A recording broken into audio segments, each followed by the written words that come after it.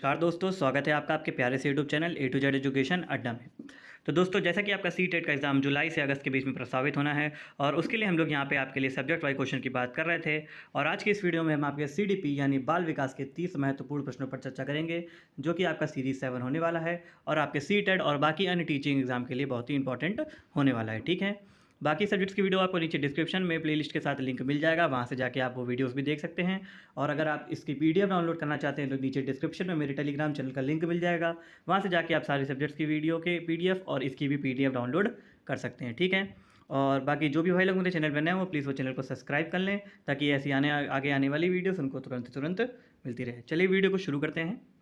तो पहला क्वेश्चन देखते हैं हम यहाँ पे। पहला क्वेश्चन आपका पूछ रहा है कि बुद्धि का एकल घटक या एकल अव्यय सिद्धांत दिया था।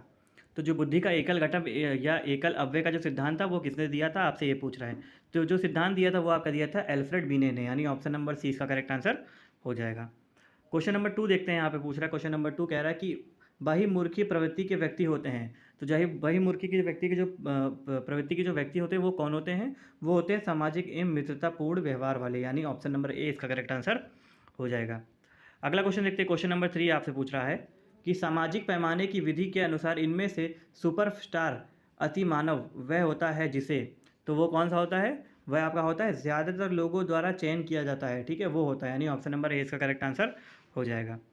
अगला क्वेश्चन देखते हैं। क्वेश्चन नंबर 4 आपसे पूछ रहा है कि व्यक्तित्व के मूल्यांकन हेतु प्रयुक्त शब्द साहचर्य परीक्षण विधि का प्रयोग जुग द्वारा किस वर्ष में किया गया था।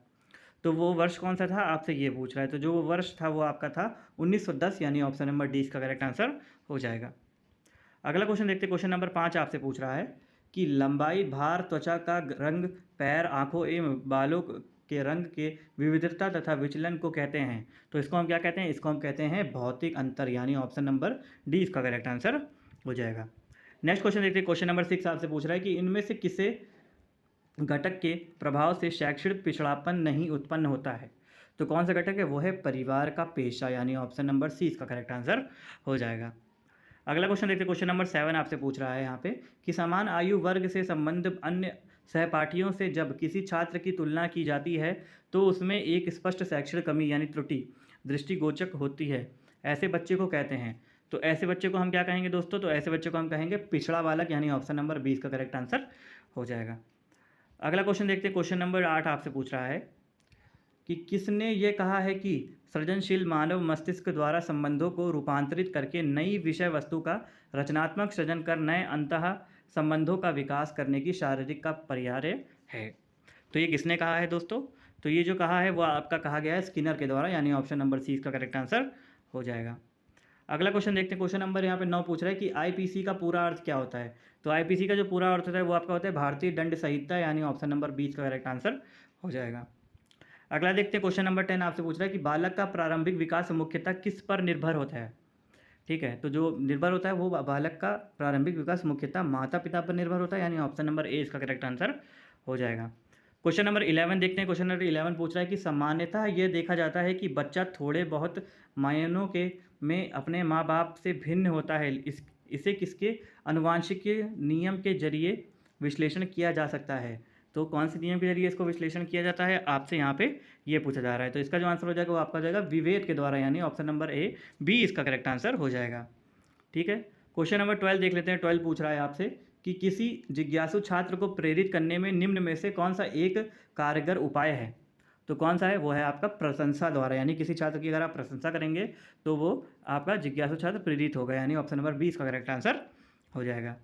क्वेश्चन नंबर 13 देख लेते हैं। यहाँ पे क्वेश्चन नंबर 13 पूछ रहा है यहाँ पे खेल कूद के जरिए बच्चों में किस प्रकार का विकास संभव है। तो खेल कूद के जरिए जो आपका इसमें विकास संभव है वो है आपका परस्पर सम्मान की भावना, ये भी सही है, सहयोग एवं सामंजस्य, ये भी सही है। ऑप्शन नंबर सी देखें सामाजिक गुण, और ऑप्शन नंबर डी इनमें सभी। तो ऑप्शन नंबर डी इसका करेक्ट आंसर हो जाएगा, यानी ये सभी, यानी सी बी और ए ये तीनों ही यहाँ पे इस प्रकार का विकास संभव है। ठीक है, क्वेश्चन नंबर 14 देखते हैं। पूछ रहा है कि क्या बुद्धिमान माता पिता अभिभावक के बच्चे संतानें सदैव पढ़ाई में तेज होते हैं। तो ऐसा है, तो ऐसा बिल्कुल नहीं है, क्योंकि ऑप्शन नंबर 20 का करेक्ट आंसर हो जाएगा। अगला क्वेश्चन देखते हैं। क्वेश्चन नंबर 15 आपसे पूछ रहा है कि निर्धन परिवारों के बच्चों जो छोटे आकार के परिवार से संबंध हैं उनको विकास के बेहतर वातावरण पाने के मौके नहीं होते हैं। क्योंकि उन्हें बड़े परिवारों के निर्धन बच्चों की अपेक्षा, ठीक है, बड़े परिवारों के निर्धन बच्चों की अपेक्षा उनको क्या, उन्हें बेहतर परिस्थितियां प्राप्त होती हैं, यानी ऑप्शन नंबर डी इसका करेक्ट आंसर हो जाएगा। क्वेश्चन नंबर 16 देख लेते हैं, पूछ रहा है यहाँ पे कि बच्चों के सामाजिकरण करने की दो विधियों में एक स्नेहपरक सजा एवं एक कौन सी है, एवं आपकी है उद्देश्यपरक सज्जा सम्मिलित होती है, यानी ऑप्शन नंबर 20 का करेक्ट आंसर हो जाएगा। क्वेश्चन नंबर 17 देखते हैं, पूछ रहा है कि जीवन के शुरुआती अवधि के दौरान यदि किसी भाषा को सीख लिया जाता है तो हर बच्चा एक मूल पैतृक भाषीय भाषण निवासी की भांति प्रभाव प्राप्त कर सकता है, यानी ऑप्शन नंबर 20 का करेक्ट आंसर हो जाएगा। अगला क्वेश्चन देखते हैं, क्वेश्चन नंबर 18 आपसे पूछ रहा है कि 2 से 3 वर्ष की आयु के मध्य एक बच्चे का भाषाई विकास दर प्रतिशत में बढ़ता है, लगभग कितने प्रतिशत में बढ़ता है, तो लगभग आपका यहाँ से आपका 2 से 10 तक, यानी 2 से 10% तक बढ़ता है, यानी ऑप्शन नंबर 20 का करेक्ट आंसर हो जाएगा। क्वेश्चन नंबर 19 देख लेते हैं, पूछ रहा है कि मानव मनुष्यों में एक विकास की सबसे तीव्र गति होती है, तो वो कौन सी गति है, वो होती है किशोरावस्था, यानी ऑप्शन नंबर 20 का करेक्ट आंसर हो जाएगा। अगला क्वेश्चन देखते हैं, क्वेश्चन नंबर 20 आपसे पूछ रहा है कि सिफेलोपोडल प्रवृत्ति के सिद्धांत के अनुसार शारीरिक विकास होता है, तो शारीरिक विकास कैसे होता है, वो आपका होता है सिर से पाँव की ओर, यानी ऑप्शन नंबर ए इसका करेक्ट आंसर हो जाएगा। अगला क्वेश्चन देखते हैं, क्वेश्चन नंबर 21 आपसे पूछ रहा है कि गर्भधारण में शिशु के जन्म की अवधि को कहते हैं, तो उसकी अवधि को हम क्या कहते हैं, उसको कहते हैं प्रसव पूर्व काल, यानी ऑप्शन नंबर सी इसका करेक्ट आंसर हो जाएगा। क्वेश्चन नंबर 22 देख लेते हैं, पूछ रहा है कि जीन पियाजे द्वारा परिभाषित चरण जिसमें ज्ञानात्मक विकास की शुरुआत शिशु द्वारा अपनी संवेदना यानी विवेक एवं गतिविधियों का इस्तेमाल दुनिया को समझने के साथ होती है, वो क्या कहलाता है, वो आपका कहलाता है दोस्तों संवेदी मोटर अवस्था, यानी ऑप्शन नंबर ए इसका करेक्ट आंसर हो जाएगा। क्वेश्चन नंबर 23 देख लेते हैं, क्वेश्चन नंबर 23 पूछ रहा है यहाँ पे कि रोशा स्याही धब्बा परीक्षण जो व्यक्तित्व का मूल्यांकन करने के लिए इस्तेमाल किया जाता है का विकास किया था, तो इसका विकास किसने किया था, वो आपका किया था हरमन रोशा ने, किसने किया था, हरमन रोशा ने, यानी ऑप्शन नंबर सी इसका करेक्ट आंसर हो जाएगा।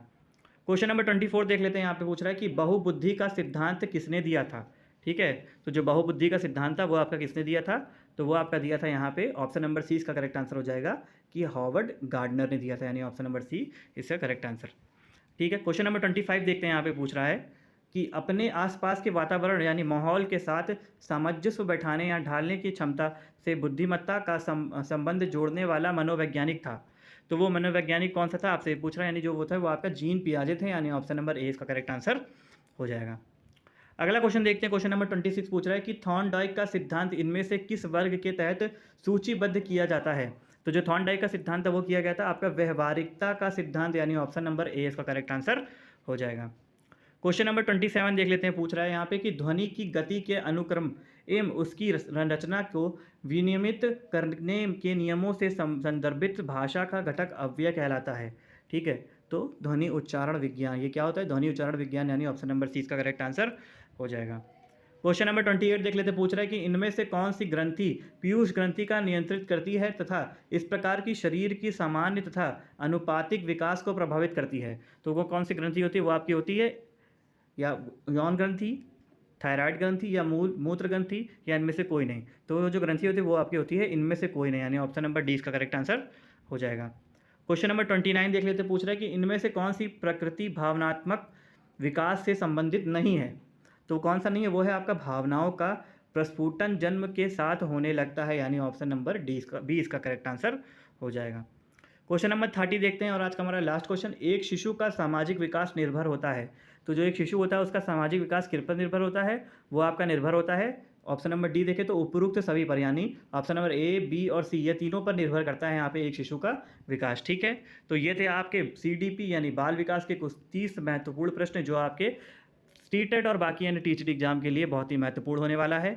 बाकी ऐसी वीडियोस पाने के लिए हमारे चैनल को सब्सक्राइब कर लीजिएगा और बेल आइकन पर क्लिक कर लीजिएगा ताकि ऐसी और आने वाली वीडियोस आपको तुरंत से तुरंत मिल सकें। मिलते हैं नेक्स्ट वीडियो में नए टॉपिक के साथ। जय हिंद, जय